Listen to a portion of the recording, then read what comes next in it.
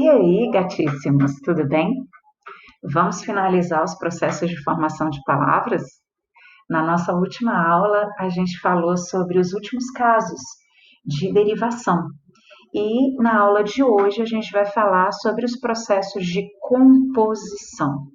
Só retomando rapidinho, amores, derivação é todo o processo de formação de palavras que trabalha com um radical, somente com um morfema lexical, somente com uma base. Já os de composição vão trabalhar com dois ou mais radicais. Na maioria das vezes são dois radicais, podendo ou não ter hífen, ok?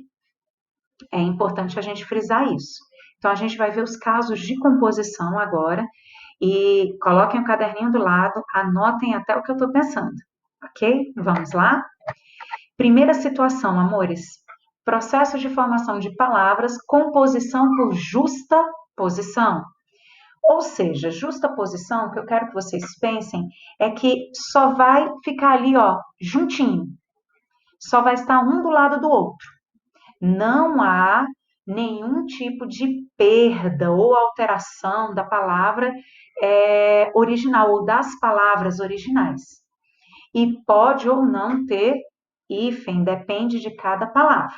Nós colocamos como exemplo aí para vocês o substantivo girassol, que a gente tem aqui a base, né, o morfema lexical gira e um outro morfema lexical sol, e que para se unirem, para estarem justapostos, a gente colocou aqui uma consoantezinha de ligação. Então, girassol passou a ter dois S's aí, para continuar mantendo o som de sol. Se fosse só um S no meio da palavra, ia ter som de Z, girasol. Então, por isso que se coloca dois S's aí, para ter esse som de sa, ok? Passa tempo, não teve nenhuma consoante ou vogal de ligação no meio do caminho, e eu tenho dois radicais também, o verbo passar e o substantivo tempo. Então, eles estão ali um do ladinho do outro sem perda fonológica, sem nenhuma alteração em uma das palavras. Quarta-feira já tem aqui hífen, e a gente tem aqui a ideia do quarta e a ideia do feira, dois radicais. Mesma coisa acontece com cachorro quente, nós temos dois radicais. Então, eles só estão justapostos, eles estão ajustados um ao outro para construir um outro signo linguístico, ok? Tranquilinho por enquanto? Esse é o primeiro caso de composição que a gente tem. Segundo caso, esse segundo caso, galera, nós chamamos de aglutinação, composição por aglutinação. E aqui já há alteração na forma de uma das palavras. Então, para elas se unirem, houve perda fonológica, houve perda de algum elemento, de alguma palavrinha, de alguma letrinha, sendo consoante ou sendo vogal. E, em alguns casos, a gente teve um processo histórico, que a gente vai ver daqui a pouquinho, ok? Por exemplo, planalto. Planalto veio de plano e alto, duas palavras, dois radicais, e que hoje aparece como uma única palavra, né? Uma única palavra entre aspas, mas que foi formada por dois morfemas lexicais. E houve perda fonológica com a perda, perdão, tá aparecendo aqui coisinhas que não é para aparecer, as minhas notificações. Houve perda fonológica do O aqui, da vogalzinha O, e passou a ser planalto, e não ficou plano alto, ok? Pernilongo veio de perna longa, então assim, perna longo. Então, dentro desse contexto, a gente trocou essa vogal aqui, A, por uma vogalzinha I, porque teria muito mais facilidade sonora por conta da consoante L aí, que é uma consoante lateralizada, como a gente chama. E o A é mais aberto, mais arredondado, né? Assim, A. Para um L, que é assim, é mais fácil a gente colocar uma vogal que também seja assim, I. Então, pernilongo. Se fosse pernalongo, ia dar muito trabalho articulatório para formar essa palavra.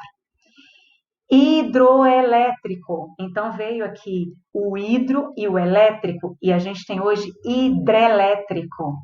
Olha que bonito isso também, para uma facilidade de pronúncia da palavra. E amores, podem assim pular da cadeira. O nosso embora é em boa hora, que aglutinou tanto, misturou tanto, a aglutinação é a ideia de mistura, né? Que se transformou em boa hora e que hoje em dia está tipo bora.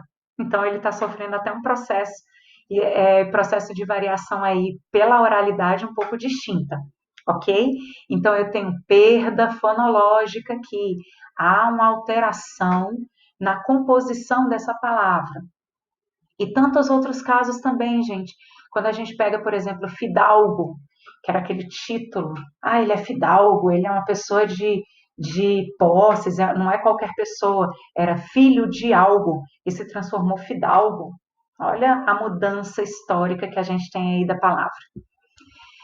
Outros processos de formação de palavras aí, gente. Criação de siglas, que aí vem com esse nome muito bonitinho, siglonimização. Tem algumas siglas que elas são muito mais,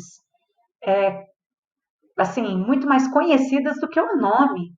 Dentre elas, por exemplo, CD e DVD. A gente nem pensa que o processo de formação de CD e DVD vem dessa formação aqui de disco compacto. Então, a gente nem pensa nisso. A gente já fala CD e DVD como um substantivo único. Outros, como ONU, Organização das Nações Unidas, CPF, Cadastro de Pessoa Física, ETs, extraterrestres. Então, a gente nem imagina. Então, aqui nesse caso, a gente tem a sigla sendo muito mais costumeira do que a própria palavra em si, a designação da sigla como um todo. MEC, a gente não pensa em Ministério da Educação e Cultura. A gente já fala, não, o MEC designou isso. Então, é bem interessante da gente ver. Isso é um processo de formação de palavras por composição. Eu tenho mais de um radical nesse processo de siglas, de criação de siglas, ok? Tranquilo por enquanto? Espero que vocês estejam aí em paz, com o coração quentinho. Outros casos, dentre eles, onomatopeia. Vânia, mas onomatopeia já não é um processo de formação de figura de linguagem? Sim, mas isso não significa que não tem um processo de formação por composição aí. E aí, dentro desse caso, é uma reprodução de um determinado som. Pode ser o som de um passarinho, pode ser o som de um barulho qualquer. Então, assim, tudo que reproduz um som e que esteja lá com uma tentativa de verbalização é um processo de composição de palavra, compõe uma palavra, ok? Então, eu tenho eips, esse é uma tentativa de reproduzir um som de chamamento. Eu não estou cough, é a tentativa de reproduzir o som de uma tosse.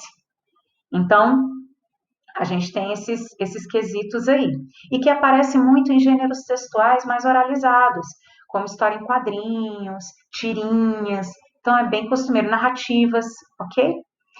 Redução ou abreviação. Brasília tem muito disso, muito mesmo.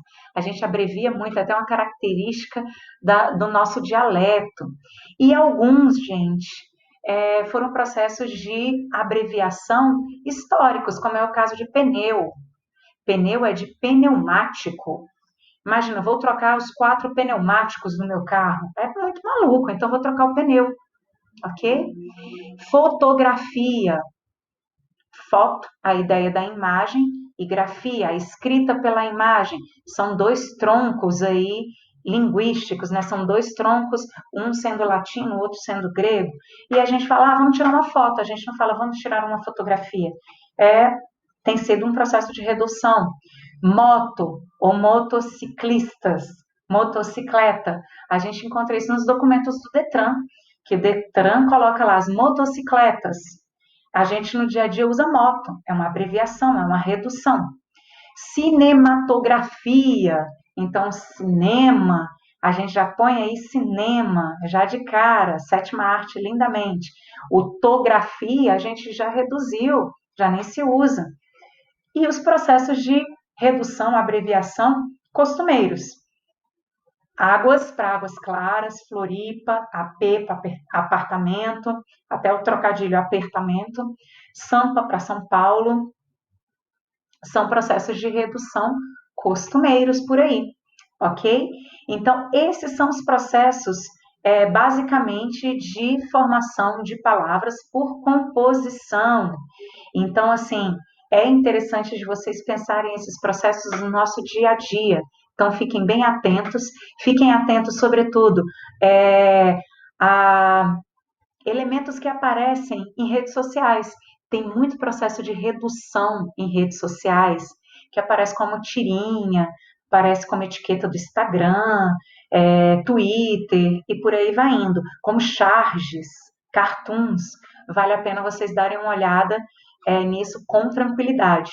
E fiquem atentos também com a nossa atividade avaliativa desta semana, amores, que é uma atividade avaliativa compondo 15 pontos da nota de vocês desse período e que vai trabalhar com todos os processos de formação de palavras, derivação ou composição e a aplicação disso no nosso dia a dia. Fiquem espertos, tem videozinho explicativo para vocês e também instruções lá no tópico atividade avaliativa. Não deixem de fazer e não percam o prazo. O prazo para a atividade avaliativa é até o dia 27 de abril.